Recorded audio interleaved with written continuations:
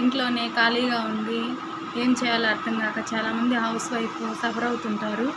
వచ్చే ఇన్కమ్ సరిపోక ఇంట్లో భర్తని అడగలేక ఏమన్నా కొనుక్కోవాలన్నా ఏం తీసుకోవాలన్నా ఇన్కమ్ లేక సఫర్ అయ్యే వాళ్ళు చాలామంది ఉంటారు.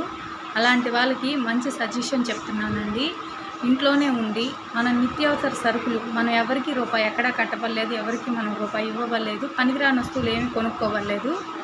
మనం ఇంట్లో తినే నిత్యావసర సరుకులకి మన హస్బెండ్ సరుకులు తెమ్మని డబ్బులు ఇచ్చినప్పుడు ఆ సరుకులు తినడం వల్ల, ఆ సరుకులు వాడుకోవడం వల్ల మనకి ఇన్కమ్ వస్తుంది, ఆరోగ్యం వస్తుంది, ఇన్కమ్ వస్తుంది.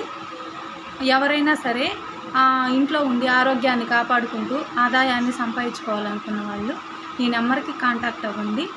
మీకు సజెషన్ చెప్తాను. ఇంట్లోనే ఉండి ఎలా ఆరోగ్యాన్ని పెంపొందించుకోవాలో, ఎలా ఆదాయాన్ని పెంచుకోవాలనే దాని గురించి నేను మీకు చెప్తానండి. ఎవరైనా ఇంట్రెస్ట్ ఉండి చేయాలి అనుకున్న వాళ్ళు ఒకసారి ఈ నెంబర్కి కాంటాక్ట్ అవ్వండి. ఓకేనా?